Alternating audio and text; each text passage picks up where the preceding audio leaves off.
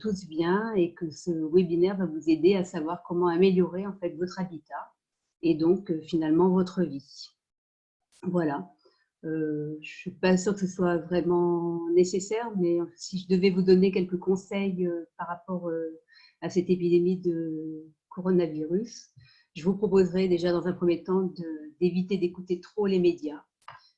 Pourquoi? Parce qu'en fait, le fait de les écouter fait augmenter la peur et que la peur en fait, diminue nos vibrations, diminue notre état d'être, en fait, notre état de bien-être. Voilà. Sinon, bien sûr, de faire attention à votre alimentation, simplement manger le plus sain possible, le plus frais possible, le plus local possible.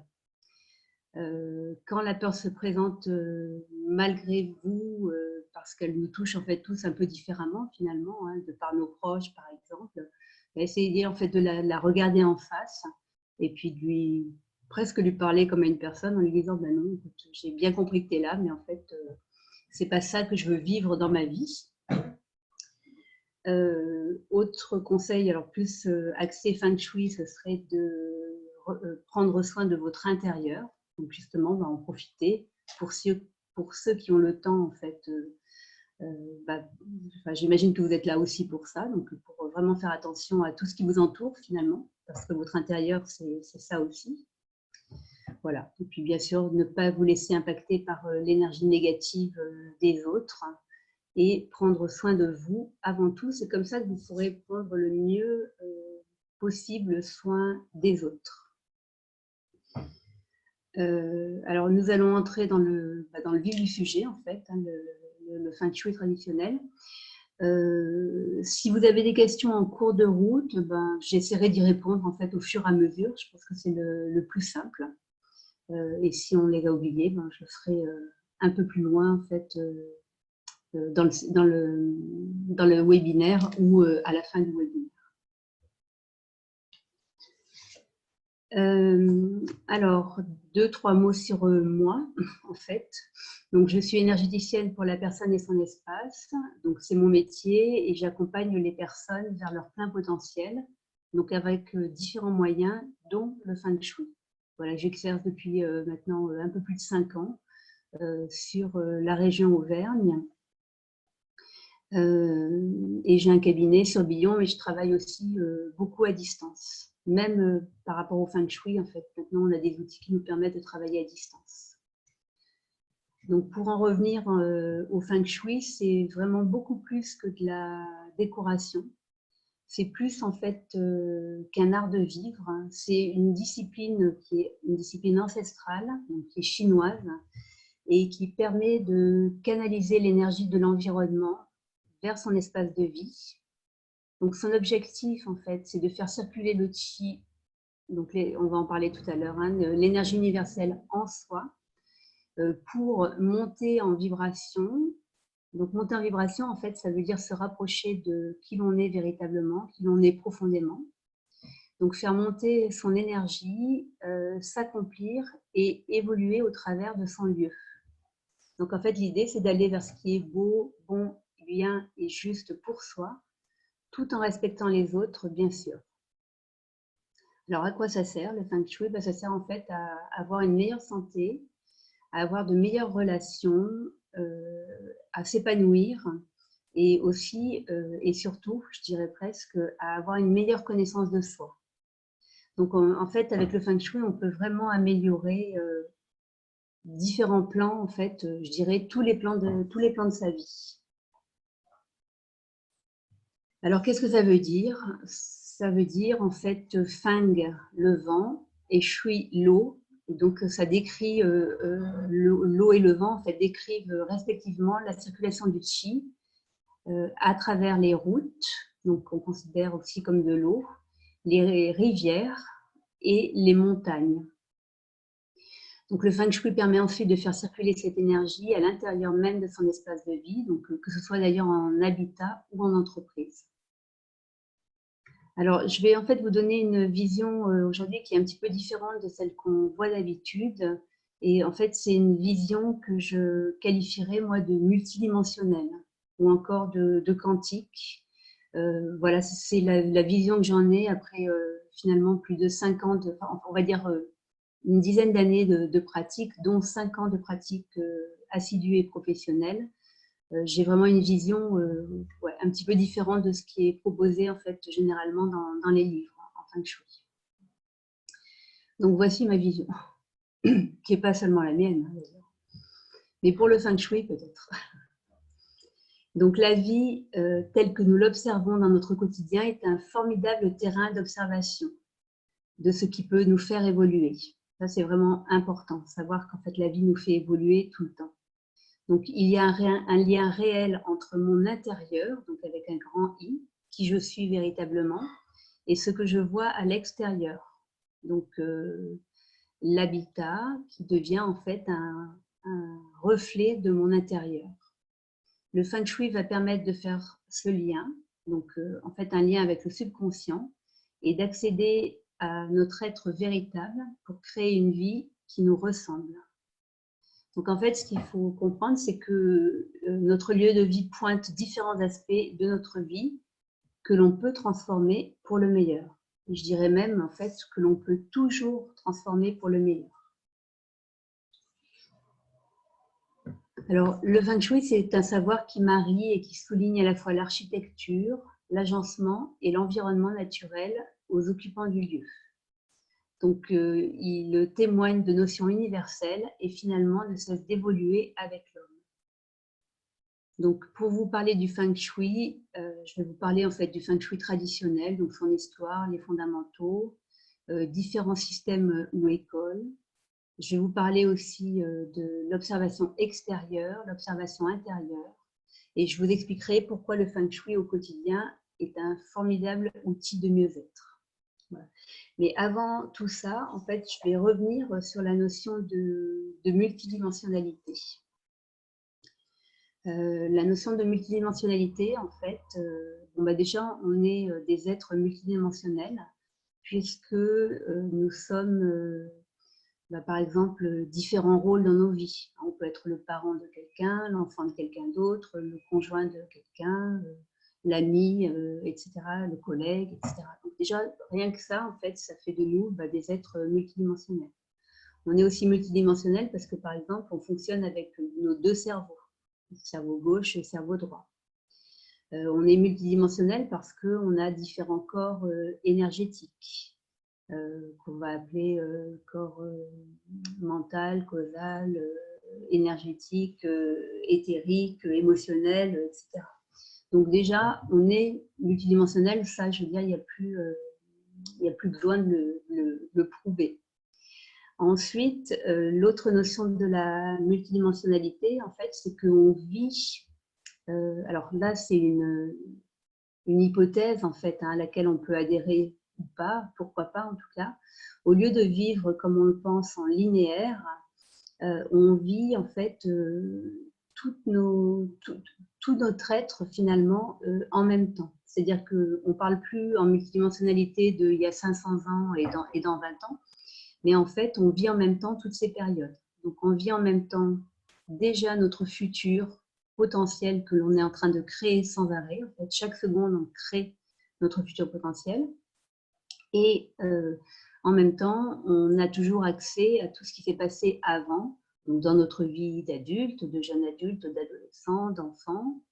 Et puis, pour ceux qui y croient, on n'est pas obligé, on a encore accès aux vies antérieures, on a accès au transgénérationnel, donc à ce que portaient en fait nos parents, nos grands-oncles, etc. avant nous. Et puis aussi, en termes de multidimensionnalité, on a aussi accès aux énergies. On parlera tout à l'heure de l'énergie universelle, mais du coup, on a accès aussi aux énergies de l'inconscient collectif. Donc tout ça, en fait, ce sont des vibrations auxquelles on a accès, et en ça, en fait, on est multidimensionnel. Voilà, c'est juste une petite parenthèse. N'hésitez pas si vous avez des questions à ce stade-là, pour voilà, bien comprendre cette notion. Et juste pour terminer sur cette idée-là, le fait en fait d'être ici en 2020 nous permet à la fois donc d'être contact de ce futur et pourquoi pas en fait d'une partie de nous qui serait déjà évoluée, du coup qui pourrait nous permettre d'avancer dans la vie. Et on a aussi, nous, êtres de 2020, on a aussi cet accès à tout ce qui n'a pas été fluidifié auparavant, et on a, même je dirais presque devoir de réparer ça. Et tout ça, ça se passe dans l'ici et maintenant en fonction de ce qui nous est présenté au jour le jour. Il n'y a pas besoin d'aller faire des explorations très, très poussées. Voilà, j'espère que je ne vous ai pas trop perdu avec ma petite introduction sur la multidimensionnalité, mais en même temps, elle est importante pour bien comprendre finalement la suite. Donc, on passe à l'histoire du Feng Shui. Alors, si vous voulez bien, je vais vous partager mon écran de façon à vous donner accès à des images en fait, au fur et à mesure que je parle pour que ce soit plus concret. Et si quelqu'un veut bien me dire si le partage d'écran fonctionne.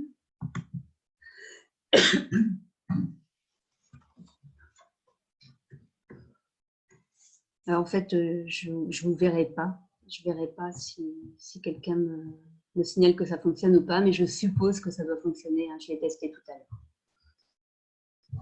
Alors, je vois une réponse ici. Si c'est bon, j'ai accès aux conversations. Ça marche, ok, merci. Merci beaucoup.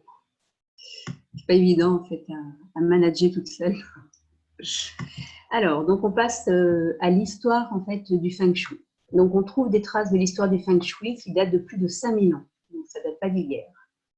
Le Feng Shui s'est développé et s'est ajusté aux besoins et circonstances des peuples, tant dans les environnements ruraux qu'urbains. Donc c'est une discipline en fait qui à l'origine a été créée pour le placement des tombes des ancêtres. En fait, on pensait que si on enterrait correctement nos ancêtres, cela assurerait la prospérité et la santé des descendants. Et puis, c'est une discipline qu'on a utilisée, enfin, qu'ont utilisé les peuples ruraux. Et les sages de ces peuples donc, ont étudié les paysages, les saisons, le temps et d'autres facteurs naturels en fait, pour mieux appréhender et comprendre l'environnement dans lequel ils vivaient. En notant que le rythme et la circulation des énergies étaient complexes, ils ont appris les relations qui existaient entre le ciel et la terre, et ils ont aidé l'homme à s'adapter à son environnement. Donc, les villes se sont développées près des villages devenus prospères, et les empereurs de la Chine impériale ont commencé à s'intéresser au Feng Shui peu à peu. Voilà. Donc, les compétences des maîtres Feng Shui ont été utilisées par les empereurs, d'ailleurs qui se sont un peu appropriés le savoir. Ils s'en servaient en fait pour choisir les meilleures terres, pour construire les palais impériaux, pour choisir les emplacements des tombes, pour déterminer les moments les plus opportuns pour les actions militaires, ou la mise en place des lois assurant aux empereurs la protection de leur peuple.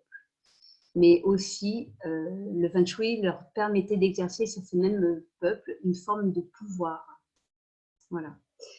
J'ai vu que quelqu'un avait levé la main. Alors, j'essaye de voir comment je peux répondre à ça, mais du coup, je n'ai plus d'accès.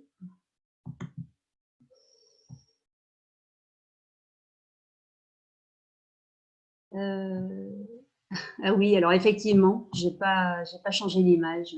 Désolée. Donc, je reviens avec le partage d'écran. Je me suis emballée, en fait, dans mon histoire du Feng Shui, et du coup, je vais vous faire dérouler le PowerPoint. Quelques petits problèmes de coordination.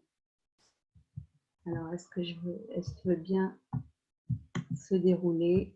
Oui. Alors voilà, donc l'image en fait du Feng Shui et donc du vent et de l'eau, pardon. Et merci Renaud pour la remarque.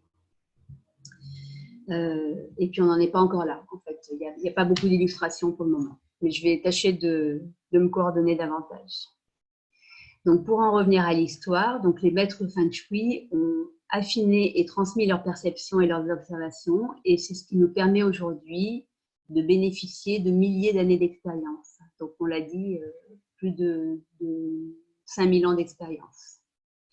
Donc, une chose intéressante qui s'est produite, enfin, quand je dis intéressante, c'est que ça a été intéressant pour nous en Occident, parce que sous la révolution culturelle, donc sous le régime de Mao, la plupart des maîtres feng shui ont été forcés de quitter le pays. Et ils se sont installés à Hong Kong, en Malaisie, à Taïwan, mais aussi en Occident, notamment au Canada et aux USA. Et c'est en fait grâce à ça qu'on a pu bénéficier finalement de ce savoir, qui est finalement très récent. Hein.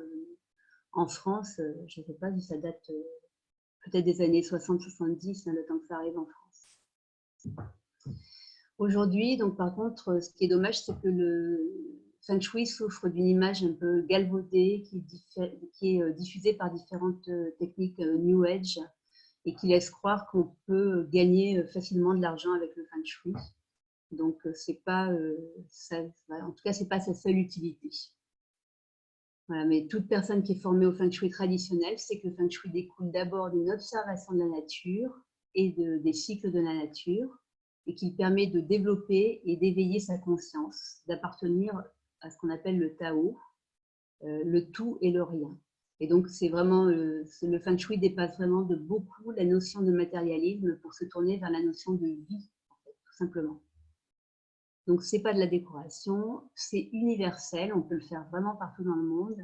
Et ça, le Feng Shui, c'est quelque chose qu'on met en place en conscience. Et voilà, ça se fait un petit peu sur la durée.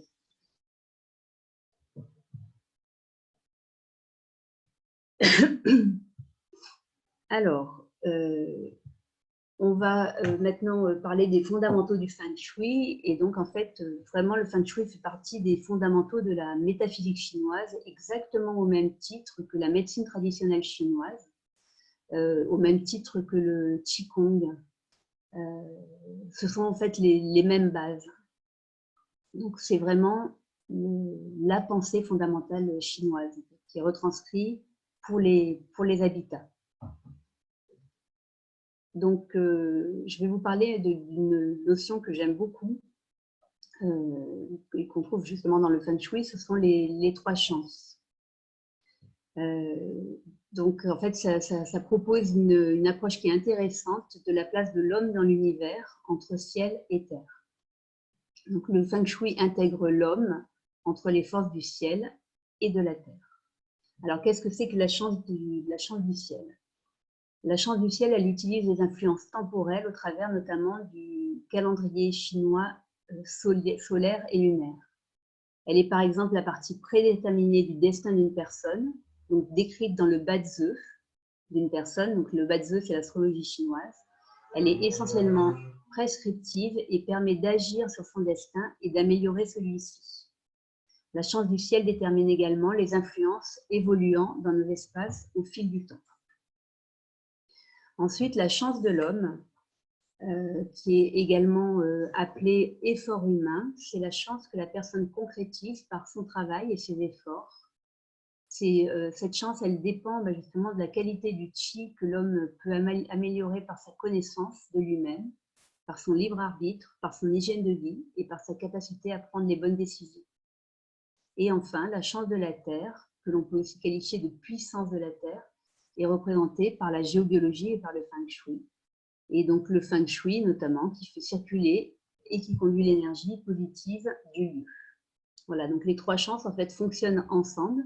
Alors on n'a pas forcément tous la même chance du ciel au départ, ni forcément la même chance de l'homme, ou même la même chance de la terre au départ, mais on peut toujours avoir un impact sur ces trois chances. Et bien sûr, l'impact le plus important va être l'impact de l'homme sur sa vie, qui est en fait finalement jamais arrêté. C'est pas parce qu'on a une astrologie chinoise qui donne des prédictions qui sont pas terribles.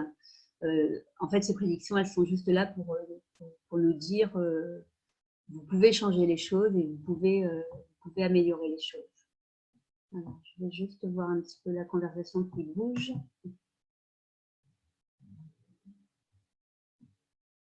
Que je n'arrive pas à attraper, donc j'arrête. Alors, comment s'écrit le Bazi? Ça s'écrit B-A espace Z-I. Et donc, c'est donc l'astrologie chinoise. donc l'astrologie chinoise qui part en fait de l'année de naissance, du mois de naissance, du jour de naissance et de l'heure de naissance, et qui va donner en fait un certain nombre d'informations par rapport aux énergies et donc aux 5 éléments, on verra tout à l'heure, qui sont présents lorsque l'on arrive sur cette terre, hein, en fait. Et du coup qui va donner un certain nombre de prédictions, mais qui sont vraiment des prédictions pour faire évoluer et non pas des prédictions pour enfermer. Hein. C'est pas parce que tu as un caractère coléreux en fait que ça va durer toute ta vie. En fait, c'est à toi de réajuster pour avoir un caractère qui soit plus agréable pour toi-même et pour les autres finalement. Voilà pour la notion de Bazi.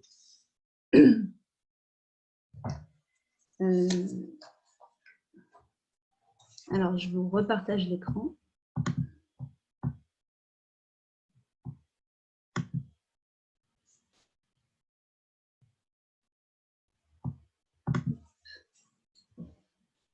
Et je change de diapo si elle veut bien. Et elle ne veut pas changer. Ah, je ne sais pas, il y a des lenteurs. Alors maintenant, donc, on va passer à la notion extrêmement importante, qui est la notion d'énergie universelle. Je dirais qu'elle est importante et qu'elle est aussi très utile. Alors, l'énergie universelle, en fait, qu'est-ce que c'est? C'est de la lumière, de l'information, de l'intelligence, de la vibration. Et d'où elle vient, cette énergie universelle? Donc, en fait, elle est partout. Et elle est notamment partout dans le vide, qui finalement, du coup, n'est plus du vide, puisqu'il y a dedans toute cette information, et partout également dans les êtres et dans les objets, finalement, même, il y a du chi, en fait, partout, l'énergie universelle partout. Tout émane, en fait, que l'on parle du monde minéral, du monde végétal, du monde animal ou du monde humain. Et donc, cette énergie universelle, eh bien, pour la personne, elle doit être bénéfique partout, donc dans les lieux, les objets, pour être opérante. Et par rapport à ça, alors cette énergie universelle, en fait, on ne l'aperçoit pas avec ses 5 sens.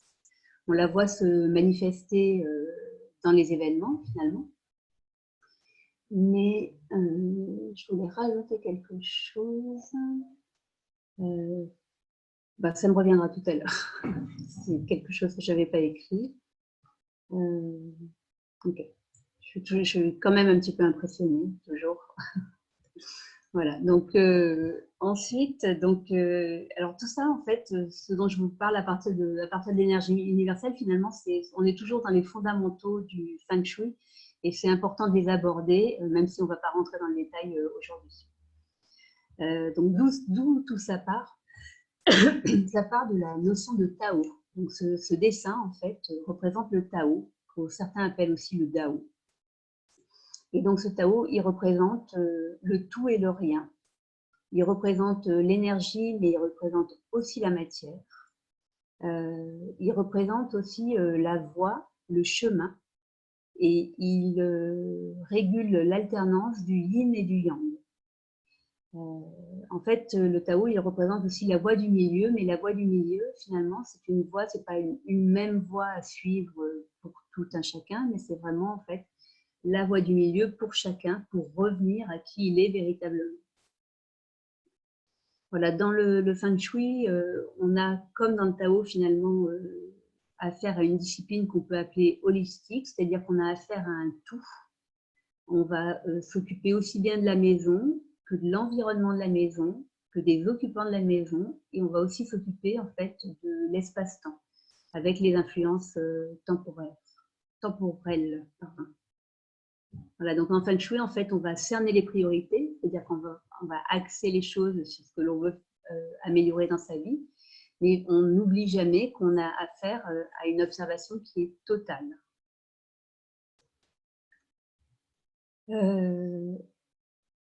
Ouais, par rapport à la voie du milieu, en fait, l'idée, c'est vraiment de s'appuyer sur ses qualités innées pour accéder au bon, au bien, au juste en soi.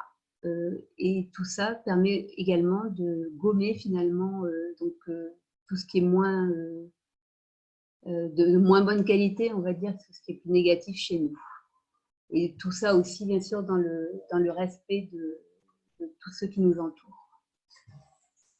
Alors, du Tao, en fait, va naître le Tai Chi.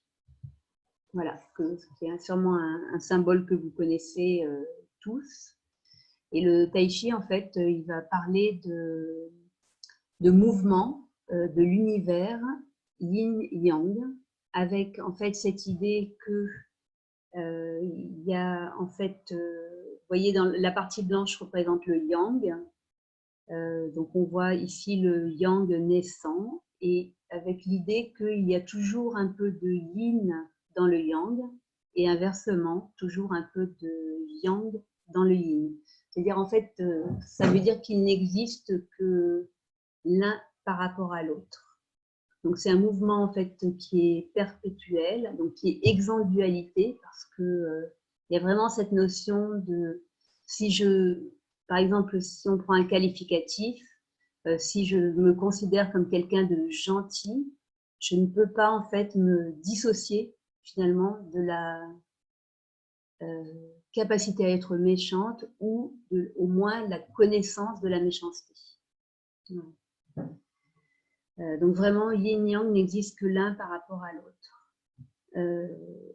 Alors, le yin-yang, pour le déterminer dans les très grandes lignes, en fait, le yang, ça va être tout ce qui est lumineux, chaleureux, actif, et le yin, ça va être ce qui est plus réceptif, intérieur, calme, posé. Et bon, après, tout ce qui est qualificatif, en fait, on peut le qualifier de yin ou de yang, mais toujours, bien sûr, par rapport à quelque chose d'autre. Ce symbole-là du Tai Chi, qui a été construit à partir de l'observation de la nature aussi, hein, et bien en fait, il va cacher, entre guillemets, nous permettre de positionner tout autour du cercle les 5 éléments, dont on parlera un peu plus tard. Mais on va aussi pouvoir positionner sur ce symbole les organes du corps, les 24 heures de la journée, donc le 0 étant ici, le 12 étant ici, donc le 6 ici, et puis du coup, enfin, voilà, toutes les heures de la journée, en fait, les 24 heures sont ici. Mais on va aussi positionner les mois, donc janvier, ici on va avoir juin, etc. On va aussi pouvoir positionner les saisons, qui sont un peu différentes de nos saisons, puisque en fait, il y a une 5e saison en métaphysique chinoise. On va pouvoir y positionner les animaux de l'astrologie chinoise, et en fait beaucoup d'autres paramètres. Pour en revenir au yin et au yang, en feng shui, le yin va représenter plus ce qui est les relations et la santé, et le yang en fait va représenter plus l'activité et la richesse. Voilà. Alors, juste une autre façon de représenter le yin et le yang, c'est en fait avec les yao. Donc ici, les yao sont le yin avec un trait discontinu et le yang avec un trait continu. Et juste sans aller dans le détail, à partir d'un yao se créent 2 yao qui ont une signification. Donc 2 yao yang, ça va être le vieux yang. Un yao yang yin, le jeune yang, etc. Et puis de ces 2 yao, premier yao, 2 yao, on va créer en fait les 8 trigrammes qui vont avoir une importance capitale en fait dans la lecture du feng shui. Et vous voyez qu'il y a vraiment une logique en fait dans la façon dont c'est dessiné. On a 3 yang ici, donc le côté à l'inverse 3 yin, et puis après vous voyez 2 yang et yin. Il y a toute une construction qui est hyper logique en fait, et qui va nous servir dans la lecture du Feng Shui. Voilà. Donc, ces trigrammes, en fait, s'appellent Qian le père, Doué le marais, Li le feu, Shun le tonnerre, Xun le vent, Kan l'eau, Gun la montagne et Kun la mer. Donc, ils correspondent à des directions cardinales, du coup, ils correspondent à des secteurs de notre maison, ils correspondent à un certain nombre de symboliques. Voilà, on apprend tout ça, en fait, quand on apprend le Feng Shui. Alors, je regarde comment c'était. Oui, c'est juste. Ok. Alors, maintenant, en fait, on va parler des 5 éléments. Donc, 5 éléments, en fait, c'est une mauvaise traduction au départ. Normalement, ça devrait s'appeler 5 mouvements ou 5 phases, parce que c'est vraiment une description de la nature en mouvement.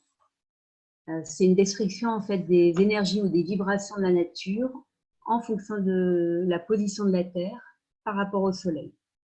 Donc ça représente toujours plusieurs millénaires d'observation, une façon de voir le monde, et finalement, ça s'applique à tout. Ça s'applique aux lieux, ça s'applique aux formes, ça s'applique aux couleurs, aux matières, aux aliments, aux émotions, aux activités, aux métiers, aux organes, à la santé, à la morphologie, au moment de la journée, aux saisons, encore une fois, aux heures, à l'astrologie. En fait, on peut décoder complètement le monde avec cette vision des 5 éléments. Et c'est vraiment une vision qui est extrêmement intéressante, extrêmement complète et complexe aussi, hein, parce qu'on va intervenir aussi la notion de yin et yang, donc du coup ça double les 5 éléments qui deviennent 10, donc avec des tas d'interactions. Voilà, et donc en fait ces 5 éléments vont fonctionner sous forme de cycle. On va avoir un cycle de production. Donc ici en fait sont dessinés le bois qui va en fait produire, nourrir le feu. Donc ça c'est logique, alimenter le feu. Le feu nourrit la terre. Donc en fait, les cendres sont un engrais pour la terre. La terre va nourrir le métal, produire le métal. On trouve les minéraux en fait dans la roche, dans la terre. Le métal va nourrir l'eau, produire l'eau. Donc l'eau de source qui passe justement dans la roche se charge en minéraux, en métal.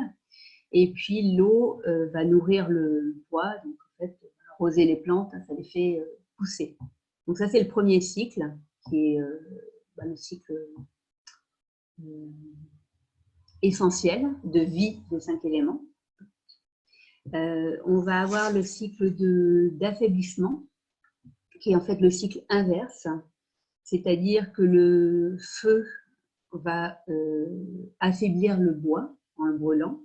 Le bois va affaiblir l'eau en la faisant disparaître finalement. L'eau va affaiblir le métal en rouillant le métal en fait, on va le désintégrer pratiquement. Le métal en fait va affaiblir la terre donc en la déplaçant avec une pelle, une pelleteuse, et la terre va affaiblir le feu en étant capable d'étouffer le feu. Voilà. Et puis on a un troisième cycle qu'en Feng Shui en fait on ne va pas utiliser mais on va chercher à éviter parce que c'est un cycle qui est puissant, qui est un cycle de contrôle. Et donc le feu contrôle le métal puisqu'il est capable de faire fondre le métal. La terre contrôle l'eau puisqu'elle est capable en fait de barrer l'eau en fait avec les digues ou en fait de transformer l'eau en boue puis en quelque chose de solide.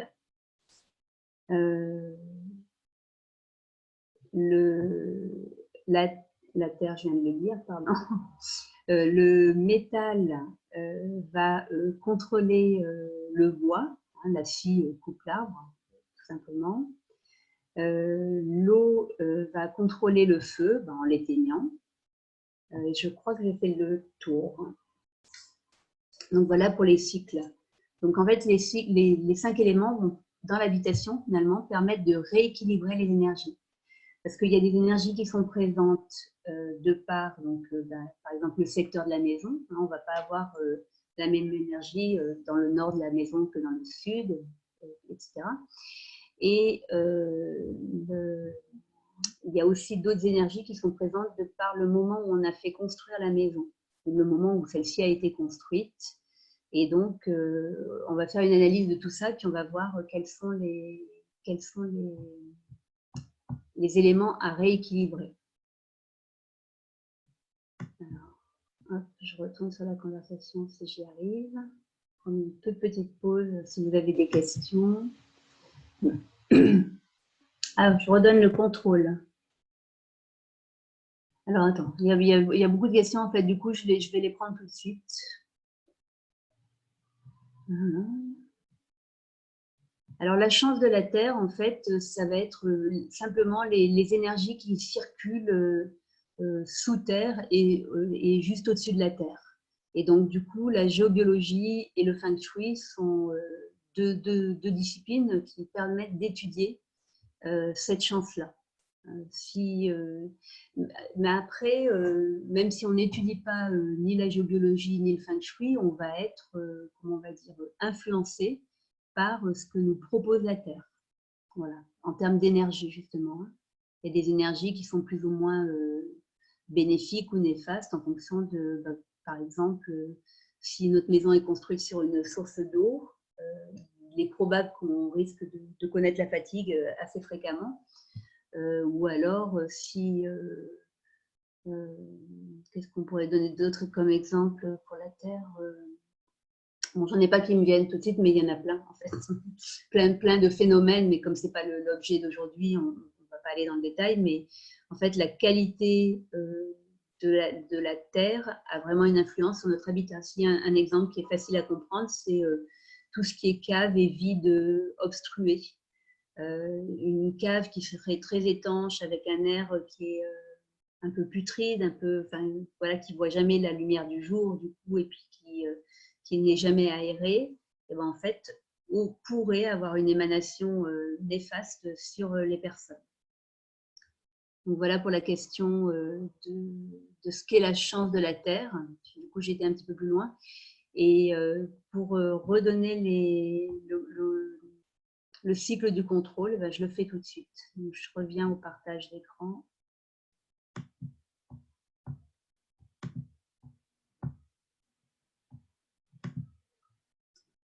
Donc, au niveau du contrôle, pour ne pas en oublier, on va commencer par le bois. Donc, le bois contrôle la terre. D'ailleurs, je l'avais peut-être oublié tout à l'heure. Donc, le bois contrôle la terre, c'est-à-dire que, on le voit bien, hein, si on ne remet pas du terreau régulièrement dans nos plantes d'appartement, ben, peu à peu, il n'y aura plus du tout de terre, il n'y aura que des racines. Donc, le feu contrôle le métal. Donc, le feu fait fondre le métal. La terre contrôle l'eau. Donc, en fait, si on met de la terre sur de l'eau, rapidement, on aura de la boue, puis on aura quelque chose de solide et plus du tout d'eau. Le métal contrôle le bois. Donc, ça, c'est facile à comprendre avec la scie et l'arbre ou la branche. Et enfin, l'eau contrôle le feu. Là aussi, c'est facile à comprendre. Voilà pour le cycle de contrôle.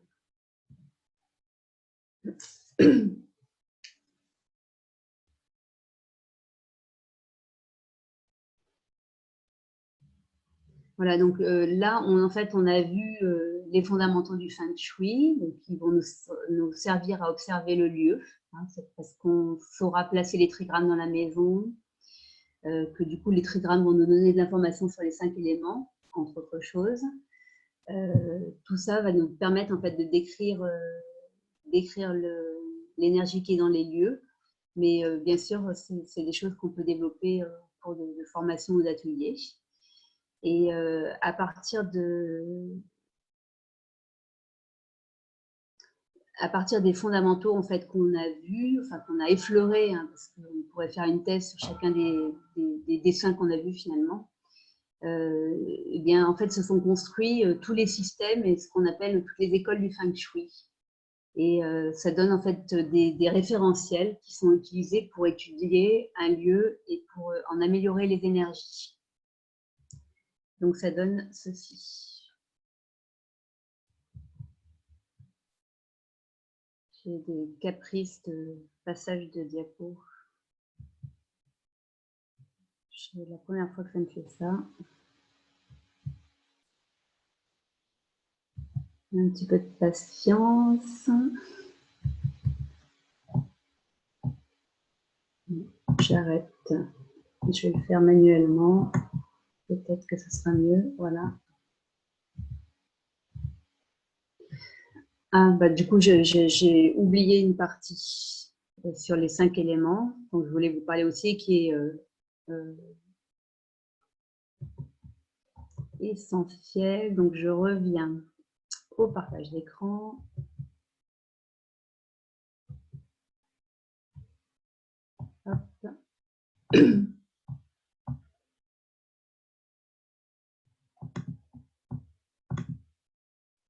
Alors, ce que j'ai, voilà, c'est quand même assez essentiel, juste en 2 mots, et si jamais vous devez retenir en fait que 2 mots finalement par rapport à chacun des éléments, c'est que le bois, en fait, c'est une énergie de croissance, centrifuge et de vitalité. Donc, il y a vraiment cette idée que ça part du centre et ça monte finalement assez haut et assez vite. L'arbre va très très bien représenter l'énergie du bois ou la plante également. L'énergie du feu, en fait, c'est une énergie qui irradie dans toutes les directions. C'est vraiment le soleil au zénith qui envoie ses rayons de part et d'autre. La terre, donc c'est une énergie rasante et horizontale et contenue. Quelque chose de bas, de lourd, de solide. Le métal, c'est une énergie centripète de concentration et de repli sur soi. Et enfin, l'eau, c'est une énergie qui va vers le bas et qui descend loin en profondeur.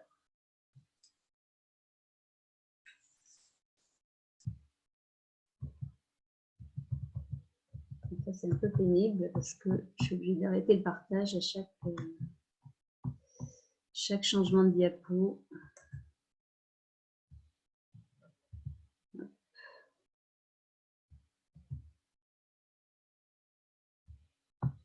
Et je retourne au partage. Donc, ça me permet de vérifier s'il y a des questions en même temps. Alors, donc là, en fait, on ne va pas aller du tout dans le détail parce que c'est juste pour vous montrer en fait les outils, je dirais, essentiels ou principaux du Feng Shui. Cette roue-là, c'est une roue qui finalement reprend tout ce qu'on a dit tout à l'heure en un seul endroit concentré. Donc, vous voyez les tranches, comme les tranches de camembert, et ben en fait, c'est là que sont positionnés les 8 trigrammes dont on a parlé tout à l'heure. Et puis, en fait, quand on peut découper ces tranches en fait, encore en 3, et là, ça va nous permettre en fait, de placer non seulement les 12 animaux de l'astrologie chinoise, mais aussi d'autres informations en termes d'éléments, toujours, qui sont les troncs célestes et qui vont nous servir également à différents niveaux du Feng Shui. Donc, puis là, vous voyez aussi, on a les degrés tout autour. Donc, c'est vraiment un outil, en fait, indispensable, je dirais presque, à la pratique du Feng Shui. C'est juste pour vous montrer comment ça peut être, toute l'information, en fait, peut être condensée sur un petit outil. Bon, là, donc, les 12 animaux de l'astrologie chinoise, comme on en parlera. Et puis là, un autre outil qui va servir en Feng Shui, mais qui finalement est lui-même une discipline à part entière, qui est une discipline alors que moi j'adore, qui est hyper intéressante, c'est le Yiking. Donc, le Yiking, en fait, c'est un livre qui a plusieurs millénaires aussi, qui s'appelle aussi le livre des changements.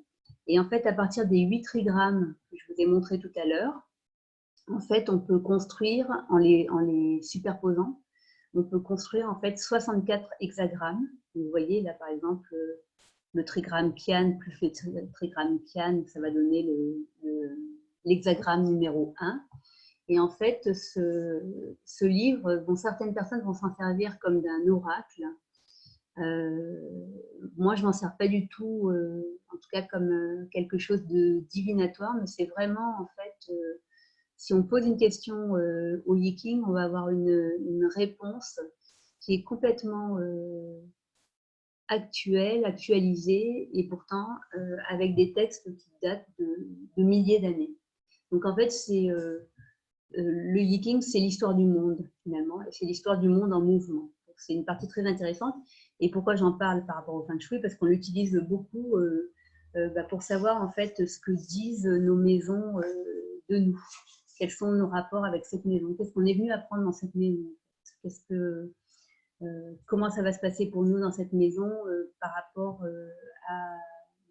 à l'activité, voilà, à ce qu'on va devenir, mais aussi par rapport à la santé. Tout ça. Il y a tout un tas d'éléments qui sont proposés en fait avec ce fameux Yiking. Donc, ce serait l'objet en fait d'une autre conférence pour en parler un peu mieux. Je repars, je reviens, comme ça vous me revoyez à l'image. Je suis un peu lente dans les manipulations.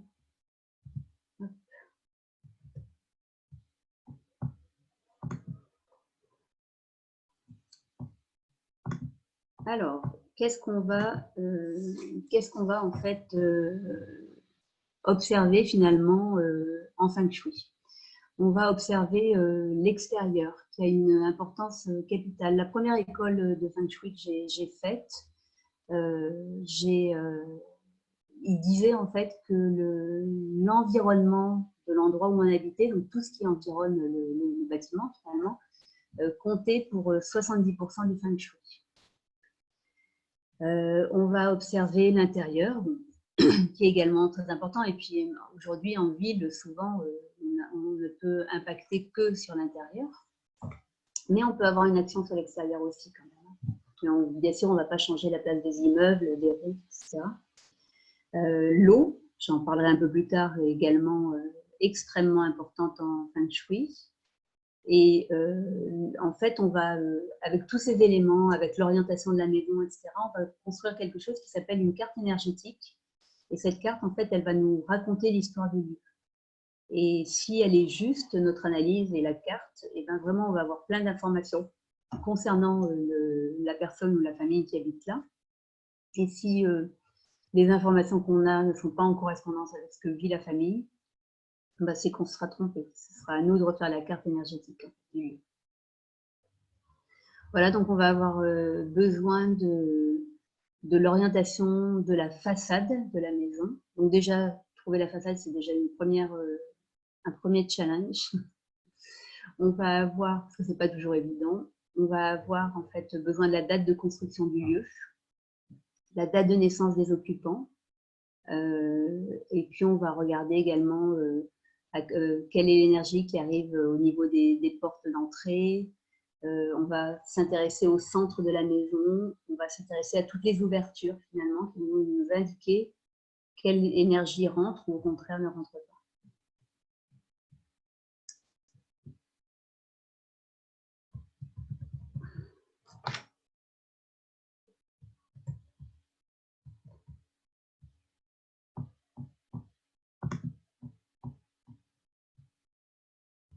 Alors toujours un petit temps pour pouvoir changer la diapo.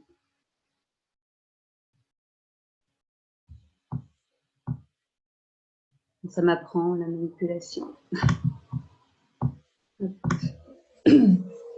Alors, donc en fait, il y a différentes écoles en Feng Shui. On a donc l'école de la boussole, l'école de la forme, l'école San Yuan, l'école San E, etc. Ouais, je passe un petit peu tous les noms chinois. Il y a même une école qui s'appelle l'école des chapeaux noirs. Je me demande même si ça ne s'appelle pas la secte des chapeaux noirs.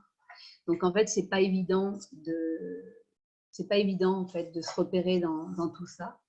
Déjà, quand on parle d'école, souvent il s'agit d'un système. c'est pas forcément une école comme nous on l'entend en France. C'est un système, en fait, c'est des référentiels qui permettent en fait la lecture des énergies en présence et puis finalement la mise en place de certaines préconisations. Donc, du coup, c'est là en fait que je peux intervenir comme experte en Feng Shui parce que en fait, je vais savoir analyser finalement les paramètres de toutes ces écoles et choisir en fait quels sont les paramètres qui sont applicables pour cet endroit en particulier. Voilà, et puis je le ferai ce choix non pas seulement par rapport à ce que dit l'école en question, mais vraiment par rapport aux résultats que moi j'ai pu obtenir auprès de mes clients. Et voilà, ça va être l'essentiel. Et puis après, il y a aussi une part d'intuition, hein, bien sûr, qui au fur et à mesure de la pratique se développe.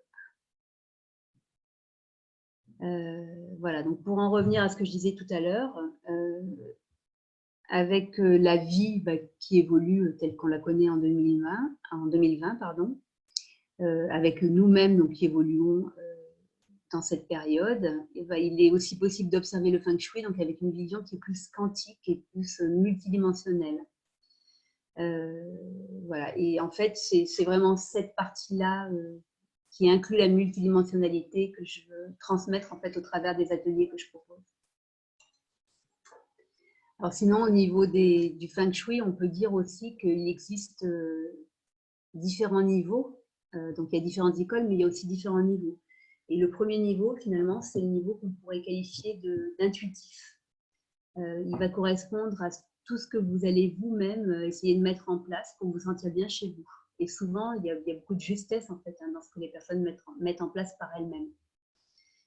Parce qu'on est tous capables d'observer, de qualifier les énergies qui nous entourent comme étant soit du Chen Qi, soit du Cha Qi. Alors, quand on parle de Chen Qi, en fait, c'est un Qi très vivant, très actif, très vital, plein de vitalité. Et le Cha Qi, ça va être un Qi qui tire plutôt vers le bas, quoi. C'est ce qui est pas joli, par exemple, ce qui sent mauvais. Voilà. Tout ça, intuitivement, on sait ce qu'on aime, on sait ce qu'on n'aime pas. Voilà. Et puis, un deuxième niveau, en fait, de Feng Shui, ça pourrait être celui de la symbolique. Et là, j'attire votre attention, en fait, encore quand je dis la symbolique, c'est votre symbolique. Hein, c'est vraiment quand vous voyez quelque chose, à quoi ça vous fait penser, à quoi ça vous ramène. Parce que j'avais acheté à un moment, je l'ai toujours sûrement, le dictionnaire des symboles. Et en fait, la façon dont les symboles sont expliqués, c'est extrêmement compliqué et puis c'est pas forcément parlant. Donc en fait, c'est votre symbolique qui compte.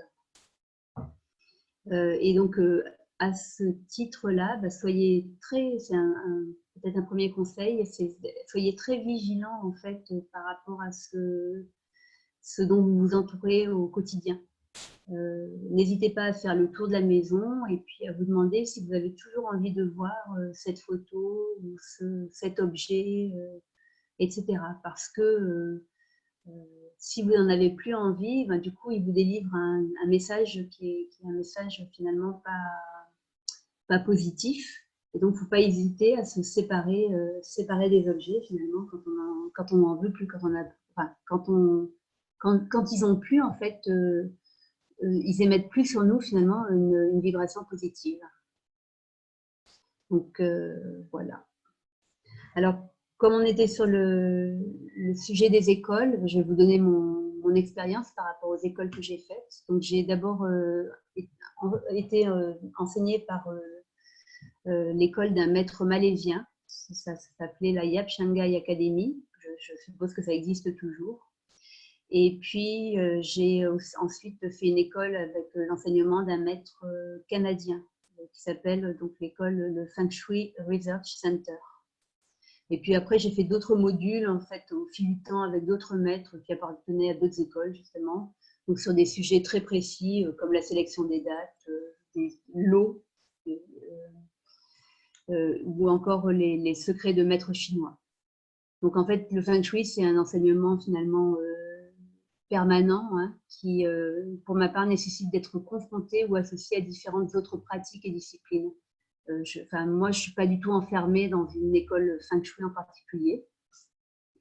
Et même si je suis certifiée par une des écoles, voilà, je ne veux pas être rattachée que à ça, parce qu'en fait, ma pratique, elle est beaucoup plus large que juste les outils du Feng Shui, même si c'est précieux, en fait, hein, ces outils-là. Alors, je refais une apparition rapide.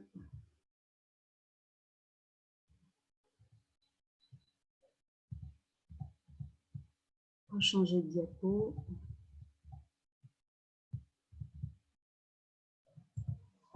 Et on va passer à des choses un petit peu plus pratiques maintenant.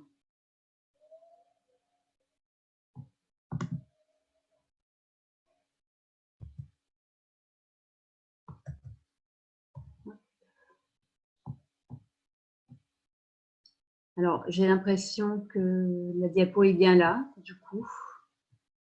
Donc, je continue. N'hésitez pas à m'arrêter hein, si quelque chose ne fonctionnait pas correctement.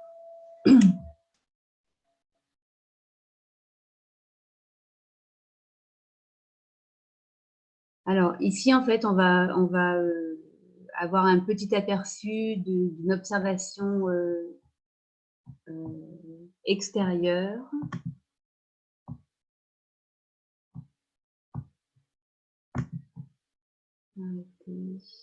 Alors, je vais juste répondre à la question en cours.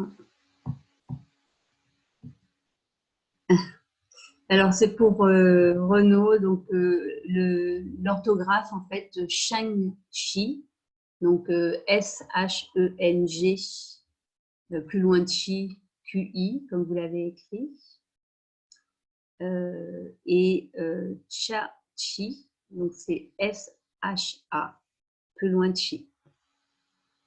Voilà, le Shang-Chi et le Cha-Chi. Est-ce que vous pouvez me dire si le partage d'écran est toujours OK pour vous? J'ai l'impression que oui, hein. Donc je continue.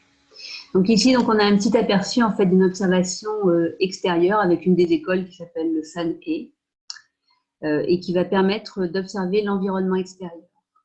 Donc,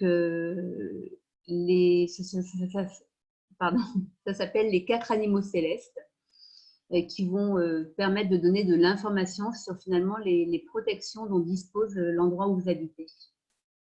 Donc, c'est un des systèmes les plus anciens du Feng Shui. Je crois que tout le monde s'accorde à le conserver finalement, celui-ci. Et il existe aussi des possibilités de rééquilibrer cette énergie, même si un des animaux célestes nous manque. Donc, la tortue noire, en fait, donc elle se situe à l'arrière de la maison quand vous êtes en face de la maison ou de l'appartement, hein, c'est pareil. Et en fait, elle va être en lien avec tout ce qui est support, bienveillance. C'est vraiment une énergie protectrice. Hein, donc, avoir une montagne ou un immeuble imposant à l'arrière de sa maison, c'est protecteur. En fait. Ensuite, toujours si on est en face de la maison, sur la gauche, donc sous forme d'une colline, d'une haie par exemple, d'un petit immeuble, etc., le tigre blanc. Le tigre blanc, lui, va en fait s'occuper de l'équilibre de l'énergie yin dans le lieu. Donc, on l'a vu tout à l'heure, le yin, c'est surtout les relations et la santé.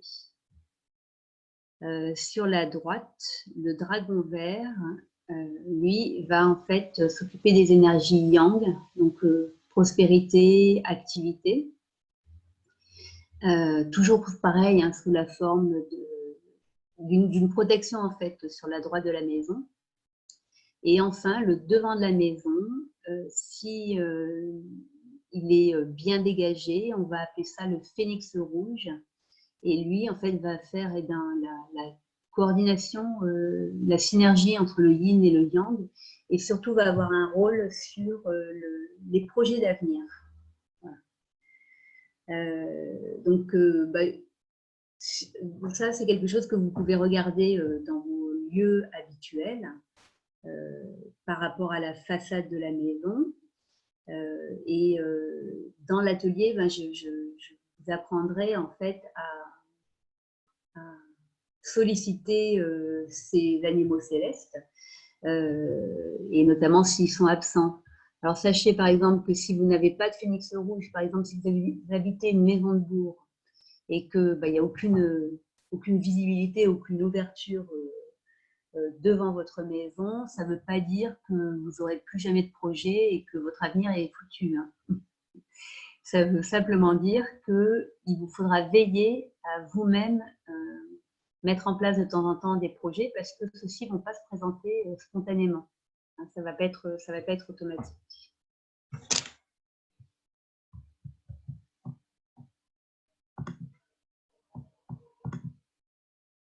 Alors là, c'est un exemple par rapport au dragon vert. Je repartage. Bon, à la fin de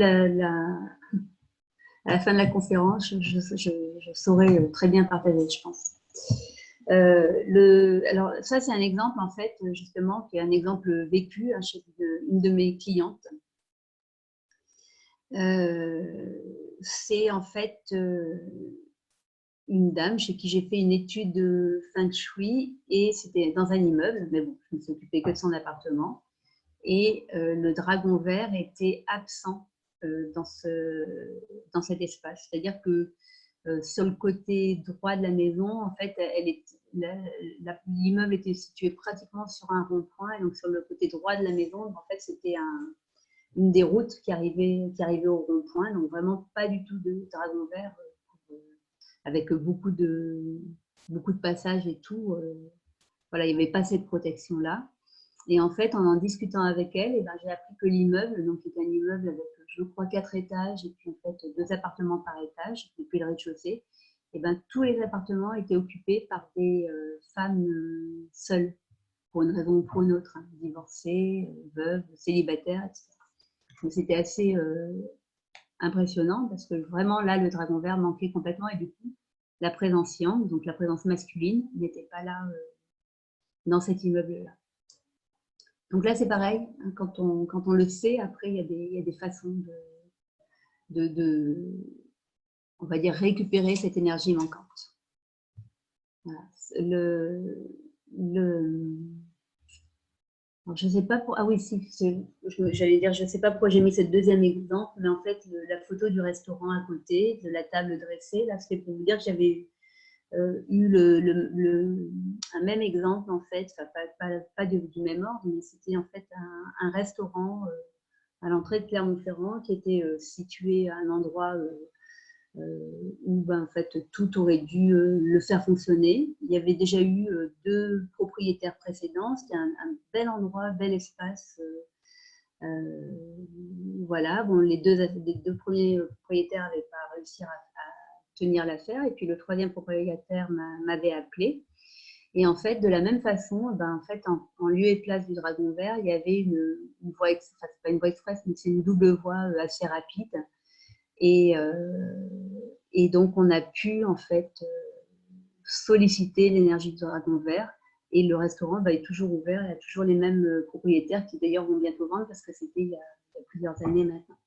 Mais pour vous dire en fait que le fait qu'il n'y ait pas de dragon vert faisait qu'en fait le lieu n'était pas capable de retenir finalement la richesse. Alors que tous les paramètres étaient là pour que ça fonctionne.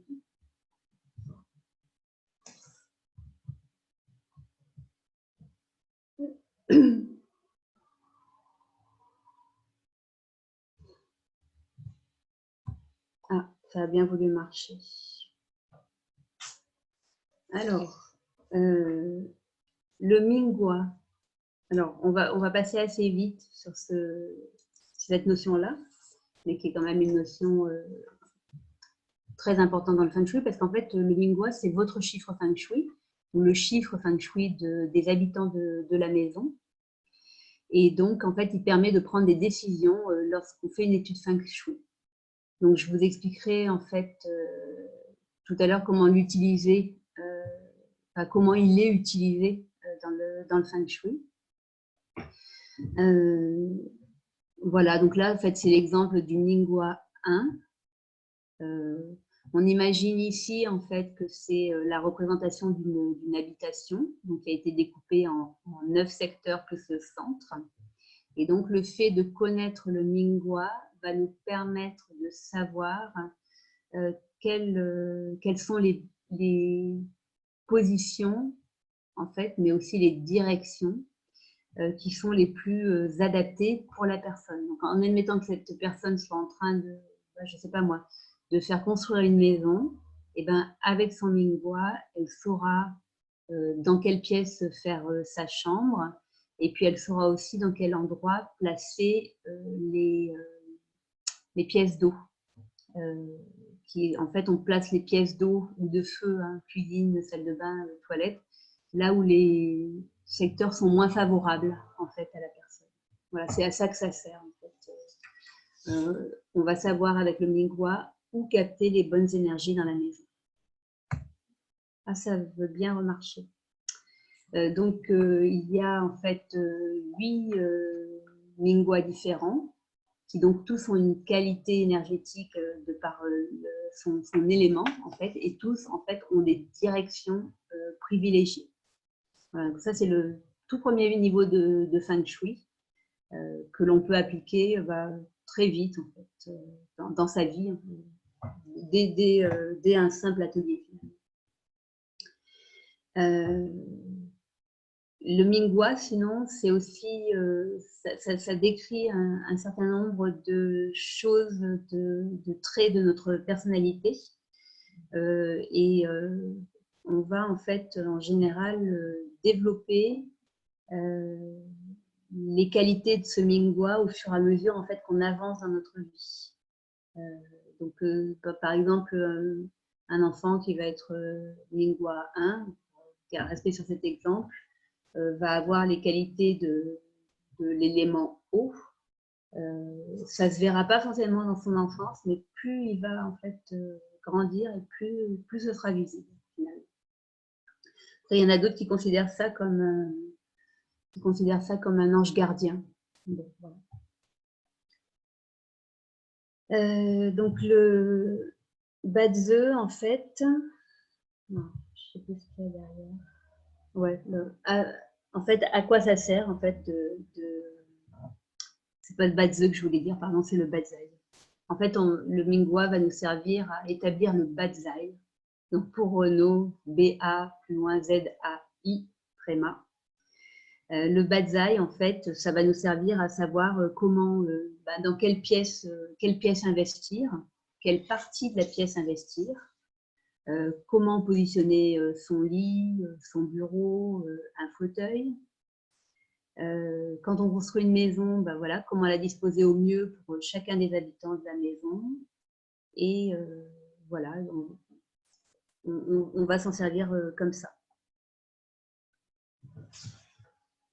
Alors, comme vous avez vu tout à l'heure, les directions que j'avais marquées tout à l'heure, elles correspondent chacune en fait à des qualités d'énergie différentes.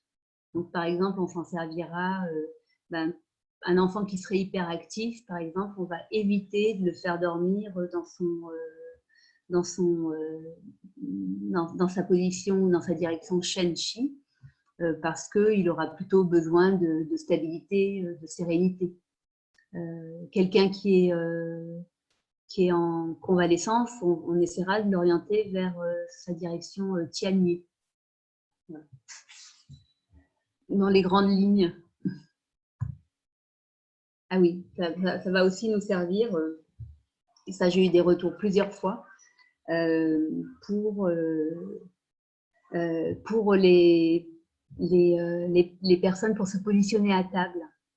Parfois, changer de place à table, dans une famille de 4 personnes par exemple, va pouvoir complètement changer les relations. C'est ça, plus les autres préconisations, mais c'est marrant parce que ça peut porter ses fruits en fait très vite.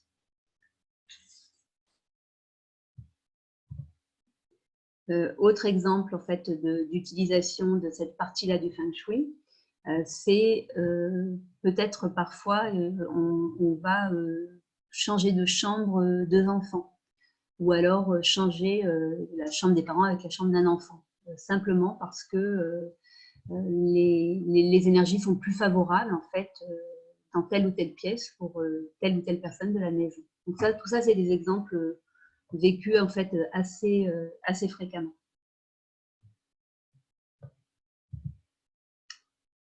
Alors, à propos de l'eau, je regarde juste si j'ai pas oublié des choses.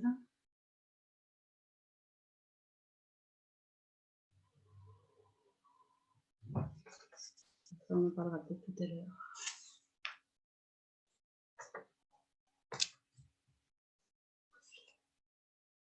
Alors, il y a des systèmes dont je ne vous ai pas parlé, en fait, on va en parler maintenant. C'est que, avant de parler de l'eau, ce sont en fait c'est des systèmes que vous trouverez dans certains livres qui sont déjà un petit peu avancés, le système des étoiles volantes. Donc, c'est un système qui va permettre d'observer quelles énergies sont en présence, quelles énergies ont été engrammées, encapsulées dans la maison, donc en fonction de son orientation et en fonction de sa date de construction. En fait, la date de construction, c'est la date où le lieu a été mis hors d'eau, hors d'air, finalement. Et on va choisir, en fait, de les amplifier. Alors, ce n'est pas la date exacte, hein, c'est l'année qui compte. Et donc, ces énergies, quand on va pouvoir les positionner, les reconnaître, on va choisir de les amplifier quand elles sont opportunes. Et sinon, on va pouvoir quand même les utiliser de façon bénéfique de par leur qualité intrinsèque, si elles ne sont pas opportunes. Parce qu'en fait, elles sont plus ou moins fortes en fonction des périodes. Mais dans les livres Feng Shui, souvent en fait, il y a beaucoup de peur qui est véhiculée. Sur le Feng Shui en général, hein, c'est beaucoup de peur, beaucoup de superstitions. Et si vous avez été jusqu'à lire des livres avec les étoiles volantes et tout ça, on va vous parler de la 5 jaune comme étant vraiment genre une force maléfique. En fait, je peux vous dire par expérience que c'est vraiment inutile d'avoir peur de la 5 jaune. D'abord parce que parfois les textes chinois anciens datent de très très anciens et puis qu'en fait on ne vit plus du tout les mêmes vies et du coup les mêmes horreurs qu'on pouvait vivre il y a des centaines d'années de ça. Hein. Et puis en fait la 5, moi je l'appelle pas la 5 jaune d'ailleurs, j'appelle l'étoile 5. Elle va pouvoir trouver tout à fait sa place dans notre vie si on sait comment s'en servir. Donc en fait, si vous avez ce type d'énergie chez vous, eh ben, en fait, vous pouvez vraiment en faire quelque chose et ce n'est pas utile du tout de chercher à s'en protéger. Parce que si elle est là, c'est que ça a une raison et que c'est une façon en fait pour vous de progresser. Toujours à partir de tout ce qu'on a vu jusqu'à présent. Il y a beaucoup d'autres formules hein, que ce que je vous ai présenté. Donc les formules de l'eau, donc qui ont vraiment une importance capitale dans la maison, parce qu'en fait l'eau, elle a cette capacité à engrammer les énergies, c'est-à-dire qu'en fait elle se charge de toute l'information qu'on lui donne. Tiens d'ailleurs, je peux vous donner un petit truc par rapport à ça. Elle se charge de toutes les informations qu'on lui donne et donc du coup, si les énergies qui arrivent sur une piscine, sur un aquarium, sur un bassin, etc., les énergies sont néfastes, et en fait, l'eau va se charger de ça. Donc, il vaudrait mieux en fait faire une étude Feng Shui avant de décider de l'installation d'une piscine ou d'un bassin. Mais là, encore une fois, il est possible de donner une nouvelle information à l'eau, par exemple avec la géobiologie telle que moi je la pratique en tout cas. Juste pour vous donner une petite astuce que vous connaissez peut-être déjà, mais par rapport à l'eau, au moment de boire un verre d'eau, si vous donnez de l'information à l'eau, cette information va se diffuser finalement dans votre corps et dans vos cellules. Donc vous pouvez donner une information de joie, de gratitude, ce que vous voulez en fait à l'eau, ça va s'intégrer en fait en vous. Et pour ça, je vous invite à vous reporter éventuellement aux travaux de Masaru Emoto, qui a fait des choses, c'est un japonais, hein, donc Masaru Emoto, ça s'écrit à peu près comme ça se prononce. qui est un japonais, donc qui est décédé maintenant, mais qui a fait des choses extraordinaires par rapport à l'eau. Ah oui, toujours par rapport à l'eau aussi. Je voulais vous raconter une anecdote qui m'est arrivée en fait, au tout début où j'étudiais le Feng Shui. Donc, je sais pas, j'avais peut-être étudié 2 ou 3 modules relativement longs. Et en fait, on avait un aquarium à la maison. Et il m'a pris l'envie et l'idée de changer l'aquarium de place. Et en fait, ce qui s'est passé, c'est que quand j'ai changé l'aquarium de place, j'ai eu en fait un très gros conflit à mon travail, peut-être dans les 24 ou 48 heures qui ont suivi, alors que je ne suis pas du tout quelqu'un de conflictuel. Et puis à l'époque, je n'aurais pas du tout été capable de me mettre en conflit, ne serait-ce qu'avec avec qui que ce soit en fait. Et sûrement pas avec mes patrons de l'époque. Et en fait, voilà, c'est juste pour rire parce que je me suis rendu compte que je m'étais trompée. Je m'étais trompée en fait de secteur pour l'aquarium. Et ça a été complètement flagrant.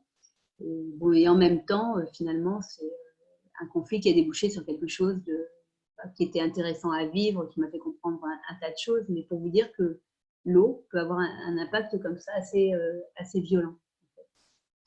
Et puis d'ailleurs, à cette même période, en fait, on avait eu plusieurs soucis, alors pas très graves, mais des contraventions. Enfin voilà, je ne sais plus exactement, mais il y a eu tout un tas de choses qui ont suivi le déplacement de l'aquarium, qui a été redéplacé et remis à sa place initiale, je sais pas, assez rapidement dans le temps. Je ne me rappelle plus parce que ça date un peu maintenant. Voilà. Donc voilà pour l'eau. Et pour l'eau, bien sûr, on peut intervenir à différents niveaux. Il y a des formules qui sont très avancées et puis après, il y a des choses qui sont accessibles voilà, très rapidement aussi. Alors, juste pour vous faire part de mon expérience, pourquoi en fait je continue à pratiquer et à enseigner le Feng Shui, c'est qu'en fait, ma vie à moi, elle a complètement changé depuis le Feng Shui. Donc, je crois que j'ai commencé à me former en 2012. Je n'ai pas raconté aussi pourquoi j'en étais venue là. C'est simplement un moment dans ma vie où j'avais fait le tour, il me semblait avoir fait le tour en tout cas de l'entreprise en règle générale, sans revenir dans les détails. Je cherchais en fait quelque part un nouveau sens à ma vie, même à ma profession. Et en même temps, je m'installais chez mon conjoint actuel et je ne me sentais pas du tout bien dans cette maison. C'est une maison qui n'avait pas été faite pour moi et puis voilà, j'avais du mal à y trouver ma place. C'est comme ça que je suis un jour tombée sur un livre sur le Feng Shui. Je ne connaissais absolument rien à tout ça. Et puis que je me suis en fait, finalement passionnée pour ça. J'en ai lu 15, 20. J'ai participé à un premier séminaire. Puis j'ai décidé de me former. Et c'est comme ça en fait que j'ai commencé à mettre tout ça en place. Et donc quand je suis arrivée dans cette maison, la maison en question, c'est normal que je ne m'y sentais pas bien parce qu'elle était absolument pas faite pour moi. Et c'est une maison dans laquelle j'étais très très vite fatiguée. Au début, j'y allais que les week-ends et en fait, c'était vraiment des week-ends épuisants. Voilà. Et donc même pour vous dire aussi que même si votre lieu n'est pas Feng Shui et pas du tout Feng Shui, en fait, on peut vraiment faire quelque chose de super intéressant à partir de là. Et s'il n'est pas Feng Shui, c'est parce que voilà, vous allez apprendre sur vous en fait en faisant du Feng Shui. Voilà, donc pour la suite de mon expérience, en fait, ça a donné finalement une nouvelle maison au bout de 3 ans. Mais pourquoi ça a pris 3 ans? Parce qu'on a mis du temps à se mettre d'accord sur un projet commun et que en fait, c'est mon conjoint qui a tout fait. Il a tout construit, en fait, tout bâti de ses mains. C'était une ancienne grange, il n'y avait qu'un toit et puis 2 murs, finalement. À partir du moment où je me suis mise au Feng Shui, j'ai fait plein de formations autres aussi. J'ai fait beaucoup d'expérimentations. J'ai donc quitté mon travail. Donc ça m'a pris quand même 4 ans. Hein. C'était pas non plus un coup de baguette magique. Mais en fait, passer zéro connaissance, on va dire, de ce qui est un peu, ce qu'on peut qualifier d'ésotérique, à en faire un métier. Voilà, il me fallait tout ce temps-là quand même. Voilà, j'ai ouvert mon cabinet. Bon, puis depuis, j'ai fait plein d'expériences, etc. Et puis, on va dire que je mène la vie qui me convient et qui me ressemble tous les jours, quoi, du matin au soir. Voilà ce que je peux vous dire. Pour moi, j'ai complètement changé ma vie avec le Feng Shui. Bon, après, je peux comprendre aussi que tout le monde n'a pas envie d'en faire un métier. Mais en tout cas, c'est vraiment un outil extraordinaire en fait, de développement de soi, de développement personnel.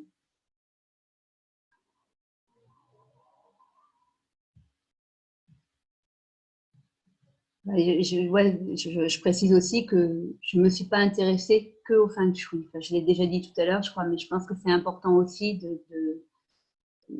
d'être ouvert en fait dans ce que l'on apprend, justement de confronter et conforter en fait ce que l'on croit savoir avec d'autres types de pratiques, parce qu'en fait beaucoup de choses se rejoignent finalement. Voilà, donc ça c'est pour donner des petits exemples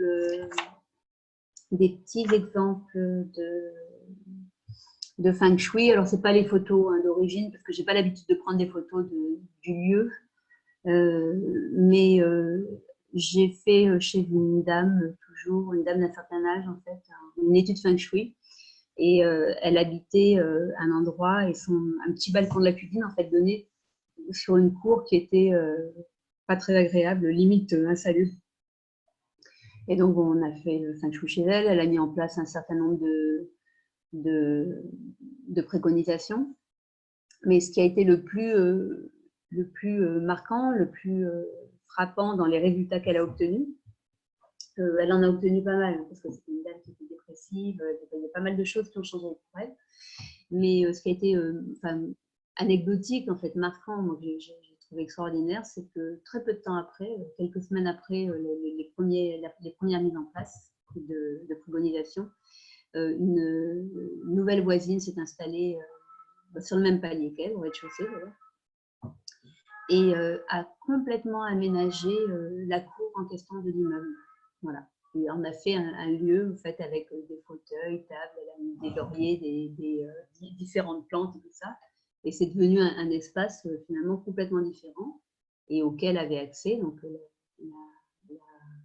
ma cliente. Donc c'était sympa parce que c'était voilà, quelque chose qu'elle n'avait pas fait elle directement, mais comme un effet en fait du Feng Shui qui se manifestait avec l'énergie qu'elle déployait dans son appartement.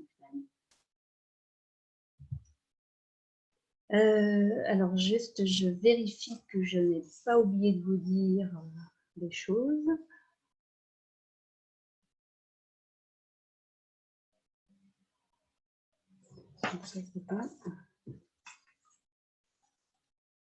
Voilà, simplement, ce que je peux peut-être vous rajouter, c'est que donc je me suis intéressée au Feng Shui et donc à beaucoup d'autres choses.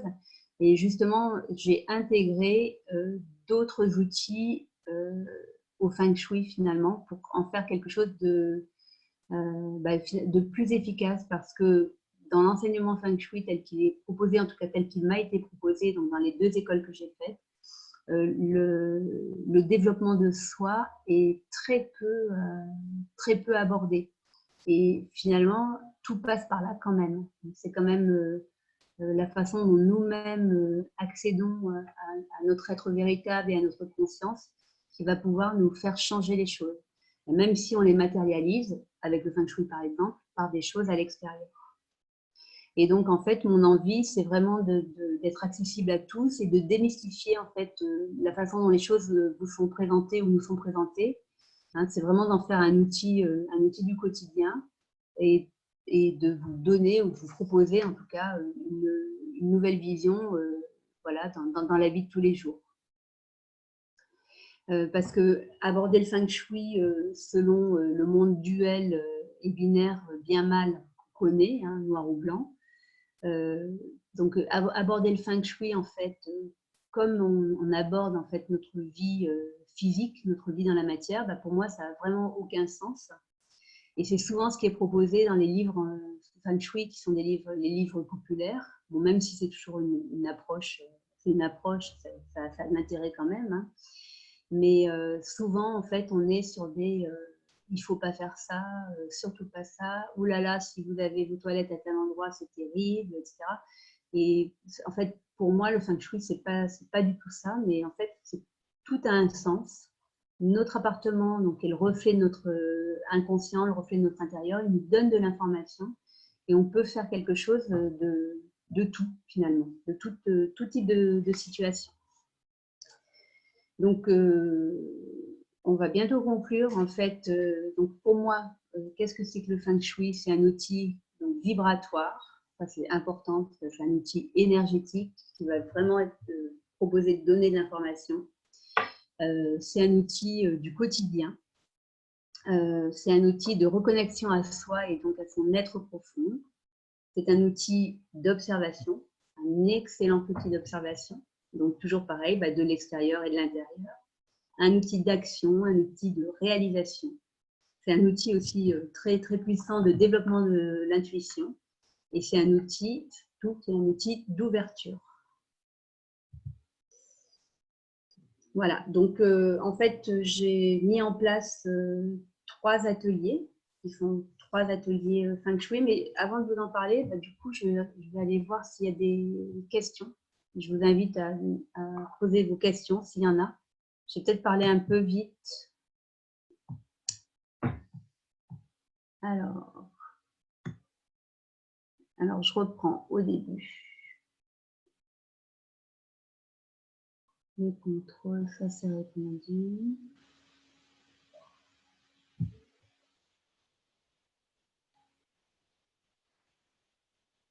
Hein? Alors, comment expliquer, je ne saurais pas l'expliquer, mais enfin là, il y avait vraiment un lien de cause à effet. Pas de dragon vert, donc pas de protection yang, du coup. Et du coup, et ben, voilà, l'immeuble était occupé par ces femmes-là, par ces femmes seules. Je ne sais pas, en fait, qui de l'œuf a fait la poule. qui de l'œuf a fait la poule. Ouais, je peux pas dire, c'est juste en fait une constatation, simplement. Et pourquoi en fonction de l'année les étoiles changent? Simplement parce que tout est en mouvement perpétuel et ça fonctionne avec le calendrier dont j'ai parlé tout à l'heure. En fait, les énergies changent chaque année, mais elles changent aussi chaque jour. Et notamment les étoiles volantes, on pourrait les analyser au jour le jour, un peu comme on pourrait faire avec la numérologie. Donc, ce serait un peu fastidieux de commencer sa journée à calculer les étoiles volantes du jour, mais donc c'est parce qu'on est dans des cycles perpétuels finalement. Donc, je ne vois pas d'autres questions. Donc, juste, je vous parle des ateliers. Je repartage l'écran.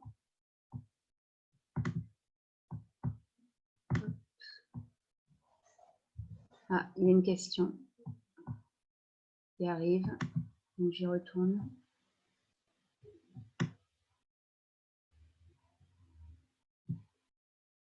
Ce que je disais, Renaud, par rapport au chi, qui est une énergie qui ne se perçoit pas par les 5 sens, comment on la voit? En fait, on la voit dans la manifestation des événements, dans les événements qui nous arrivent dans la vie, et puis aussi on la ressent. Hein, vous rentrez dans un lieu qui est tchatchi, qui est froid, qui est sombre, qui sent pas bon, et ben en fait, vous allez ressentir ça dans tout votre corps, en fait. Vous allez vivre, en fait, l'instant. Mais c'est surtout, en fait, pour voir les résultats du Feng Shui, c'est surtout, en fait, dans la matérialisation des 5 éléments.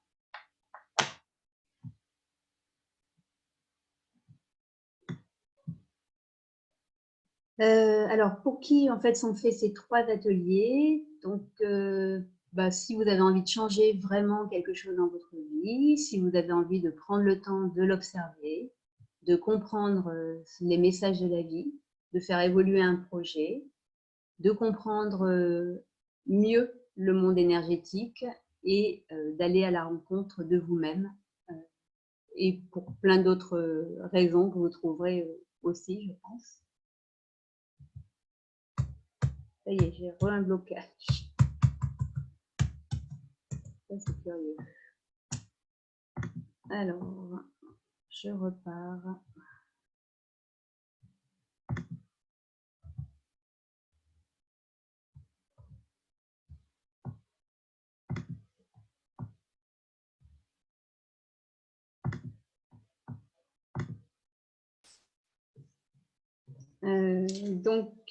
Alors 3 ateliers en fait qui vont se passer par le web, qui vont se passer les 11 et 18 et 25 avril prochains. Donc, j'ai plus les horaires sous les yeux, mais c'est 15h, 17h ou 17h30. En fait, on prendra le temps, hein, je veux dire, on n'est pas limité à 2 heures, mais bon, c'est 3 ateliers de 2 heures.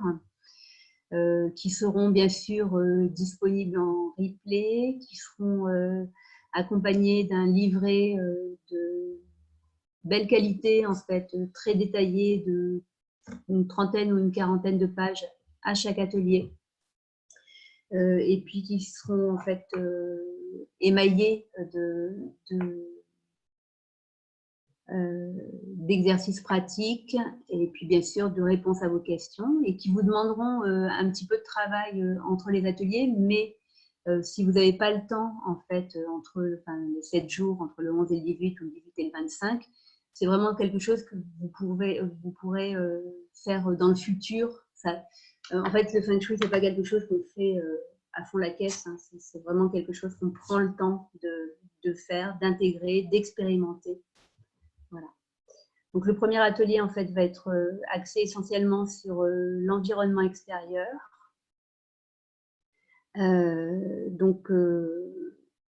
Le second atelier, l'environnement extérieur, donc on ira dans le détail des 4 animaux, mais aussi d'autres paramètres de l'extérieur. Le second atelier, donc sur l'agencement intérieur. Et le troisième atelier, donc, qui permettra en fait d'amplifier les bienfaits des secteurs favorables. Et puis au troisième atelier, il y aura aussi un soin de on va dire plutôt de Feng Shui biorésonance pour notamment donner de l'information à vos lieux de façon à lever en fait toute inquiétude que vous pourriez avoir par rapport à des choses qu'on aura découvertes en fait au fil du temps. Parce qu'on a vraiment, en fait, c'est quelque chose qu'on fera ensemble, hein, et on a vraiment cette capacité à réinformer nos lieux. Et moi, j'utilise pour ça en plus un outil de biorésonance. Mais bon, ça pourrait faire l'objet aussi d'un autre webinaire. Un outil de biorésonance, en gros, c'est un outil qui est capable de scanner en fait les personnes. Au départ, c'est fait pour les personnes. Moi, je l'utilise aussi pour les lieux. Et qui est capable de redonner de l'information au lieu. Voilà. Parmi nos auditeurs, aujourd'hui, il y a une autre personne qui est spécialiste de la biorésonance avec un autre type d'appareil, mais qui connaît bien. Coucou Marie. Voilà, donc en fait, si ça vous convient, je vous enverrai plus de détails sur les ateliers, parce que je pense que j'ai pas mal parlé aujourd'hui. J'en ai un peu marre des manipulations, partage d'écran, de changer à chaque fois. Je regarde juste sur mes diapos ce que j'avais prévu de plus. Non, en fait, la dernière diapo, c'était une diapo pour vous dire merci à tous, mais je vais quand même apporter une conclusion. Et puis, n'hésitez pas si vous avez des questions. Si vous avez des questions dans le futur, vous pouvez me contacter par mail, c'est là que je vois le plus vite, sinon sur Facebook, Messenger aussi. Voilà. Alors, je vérifie.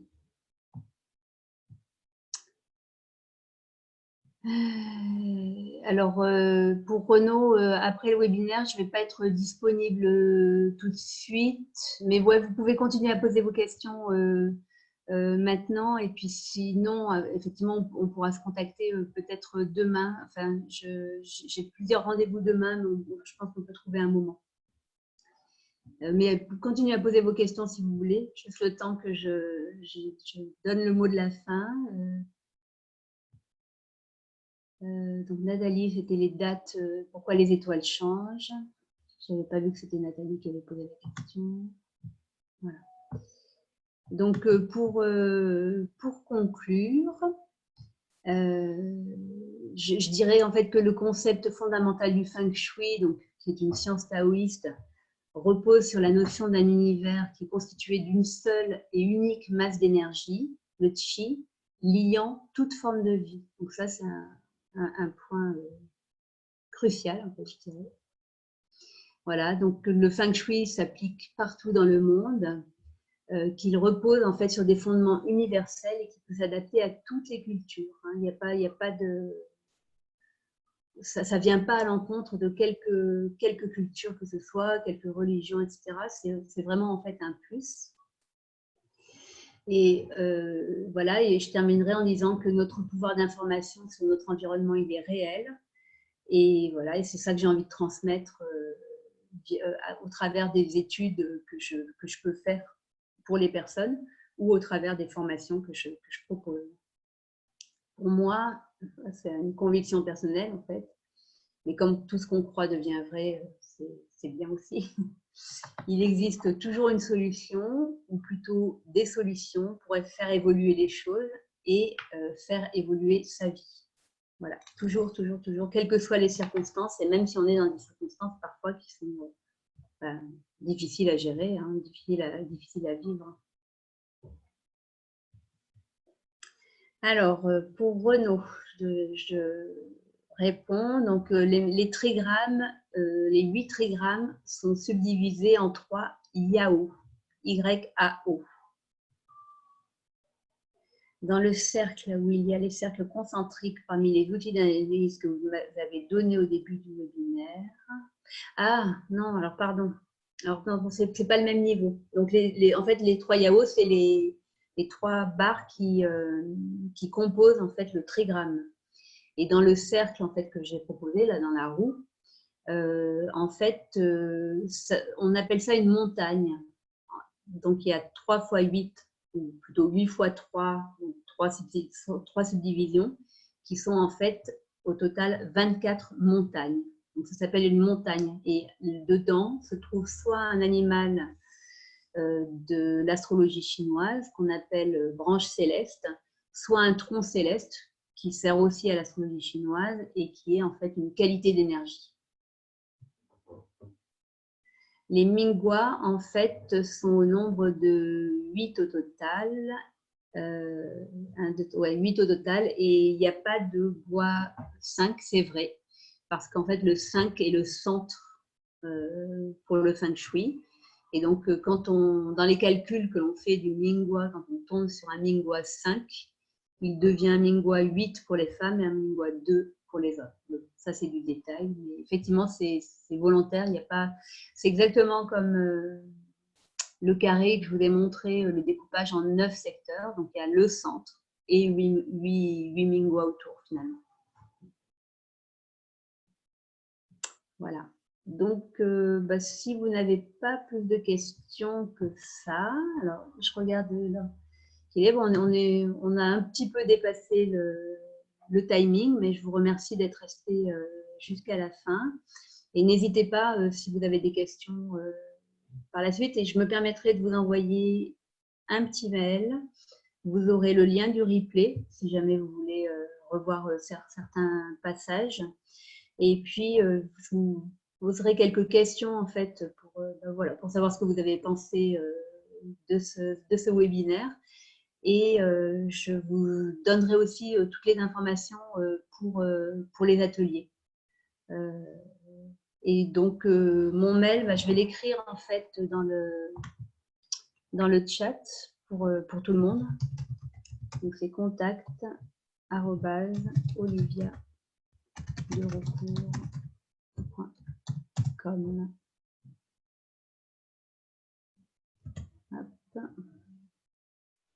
Merci, merci Emmanuel, merci tout le monde. Merci tout le monde en fait pour ce moment qui était intéressant. Voilà, je ne sais pas du tout en fait si pour vous c'était une découverte complète ou si vous aviez déjà entendu parler de Feng Shui, si vous aviez déjà lu, etc.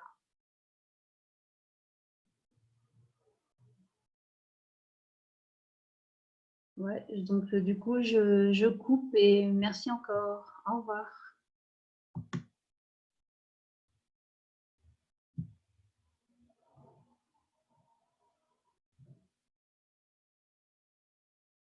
Je lis les commentaires en fait, je n'ai pas encore coupé. Merci Nathalie, merci Renaud. Oui, le Qigong, c'est une super pratique. Du coup, vous connaissez bien Renaud, vous connaissez bien les 5 éléments, je suppose.